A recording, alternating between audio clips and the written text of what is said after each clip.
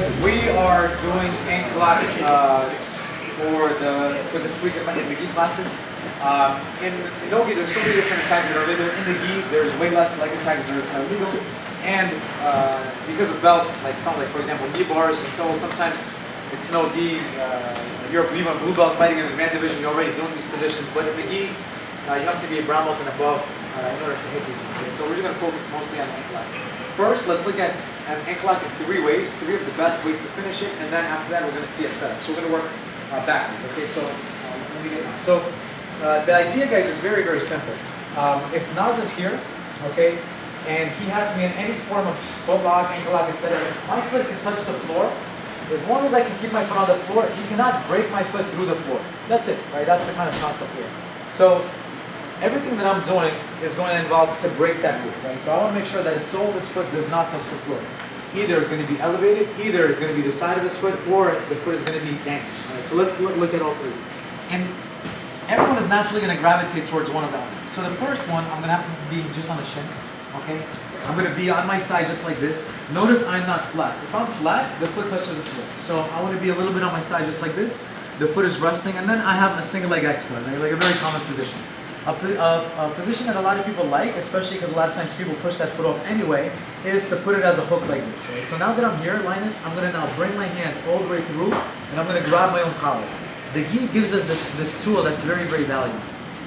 The goal, guys, is to roll your shoulder and elbow back so that their ankle bone is visible. If the ankle bone is visible, all you have to do is just go away from the foot, and now you're able to make them tap, okay? So again, as soon as the ankle bone is visible, the ankle bone is this right over here, this bone on both sides, we are able to see it.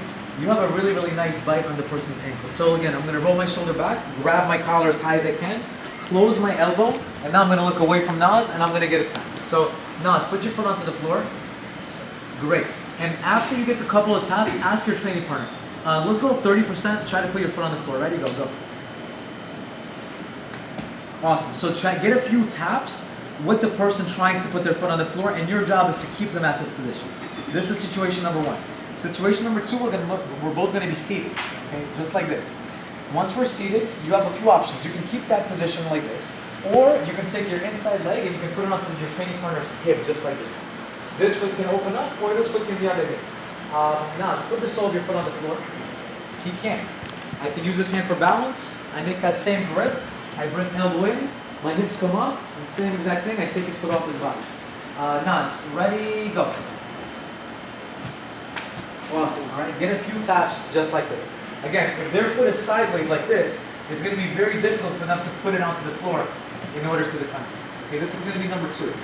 Number 3 is arguably the strongest one, but it's the most uncomfortable one for most of us, all right? Unless you get really good at it, which I suggest you do. So anytime we're here, and people still do it, but this escape is quite outdated, and I'm going to show you why. Anytime I'm here, a lot of times the person pushes the foot off and they try to jump over, they try to palm a leg, this, that, and another. Right? A lot of us learn this escape. Most of us in the school, most of the coaches stop teaching it for this reason, but I'll talk about it regardless. He pushes my foot off, look, as he jumps over, I use this as a butterfly hook, and then I go belly down. Anytime I'm belly down, can he put his foot on the floor? He can't. And guys, here, same thing. I make that same grip. This foot, a lot of times I can just put it behind his hamstring just so that he gets isolated. Big chest. Now I can make him tap just like that. And by the way, things, you can blend all of those together. For example, let's say we're in the first one. Let's say Naz, and this happens sometimes. He freaks out, he starts to roll. I'll roll, I'll put my shoulder on the floor, and I'll just make him tap right over here. All right? Maybe I'll make him tap on that one. Maybe on the second one, I'm here and I choose to put this foot, and then I choose just to go to my knees, just like this. And now I'm in that same position, I can make him tap like that. So kind of blend all 3, play around with it. We have from people that are a little newer to people that are black belts. Everyone's a little bit different. Everyone's skill set is a little bit different. So play around, at least get one of them, but maybe for some of us, you'll get all 3, and maybe some of you are going to be able to blend all 3 together as well, even better. Okay, add a little movement as soon as you get the tap. Call me or run over if you need.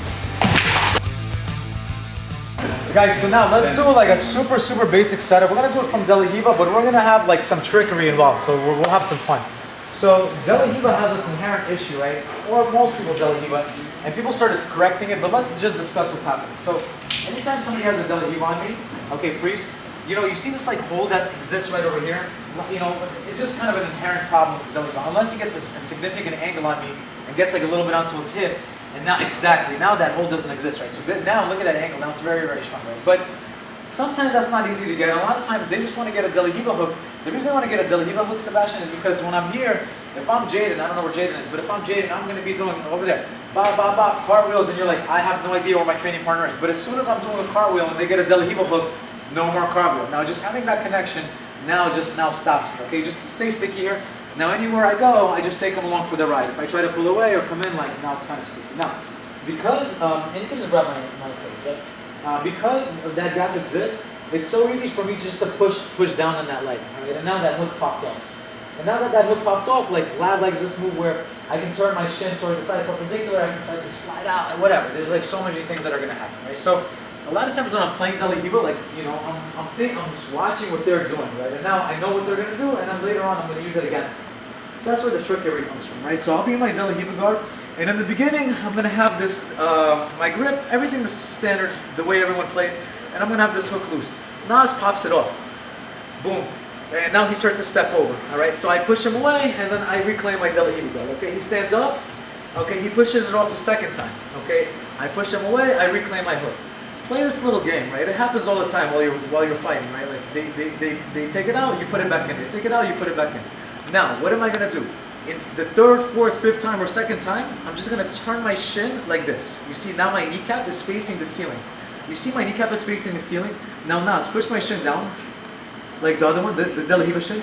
Nothing happens, you see that? And now, as soon as he pushes down, I'm gonna put this hook as a hook, and I'm gonna knock him over all the way to the other side. I'm going to use this forward pressure against him. So now I'll show what I'm talking about from his perspective, right? So it just looks a little cleaner, especially for the camera. All right, so we're here, all right? He has the hook, all right? Pop, I pop it off, you know, and then he gets it back in. I pop it off the second time. The third time, Nas is going to trick me. Instead of having him exactly, he's going to use the shin. And as I'm pushing, all he has to do is just take this hook and kick me, and now he put me on the knee, all right? For me, guys, when I'm pushing the hook, when I'm on top of him, if my weight is back, how could I push the hook? I can't. I need to bring my weight forward to strip that hook. But when he is using a shin, when I'm using my weight forward to push, that gives him a very easy ability to hold balance. All right, so I'm just kind of baiting him in a way, right? I want him to keep pushing me, and on the third, second one, whatever, I change it to the shin, De La Riva, and then I just use that to send him flying, put him on his knee, and now from here, we're back in our finishing spot. We're now able to single weight. All right, so again, once more. Nas is here. I have my De La Riva hook, I have the Achilles grip, I have this. Nas pushes the hook off, boom, and he tries to step over. I get my leg back, I kick him, and I get my De La Riva again, let's say. He strips it the second time, I frame on the shoulder, I'm blocking him. He moves around a little bit, I put my hook in, and this time I go like this. Now, as soon as I feel him pushing, I kick and I off balance him. Now, I lift ankle up, all I gotta do is just pummel this on the inside, throw my hook, get my grip, and now we're ready to go on our finishes. And again, a lot of times it's illegal unless he goes first, but sometimes when he turns this way, I'll follow, I'll use my head, and I'll end up in my finishing position, belly down. Or maybe I'll do the other one that's on the side. It just depends. How will the side happen? A lot of times it'll happen if he's trying to put that foot onto the floor. He's here, he's trying to hop, go. I grab, I put him to the side, and now I'll finish him on the side. So that's how they kind of all work together. You know, when people get good at one, a lot of times they get good at least two of those, and they use one of them to end the fight. Cool? Let's play around, guys.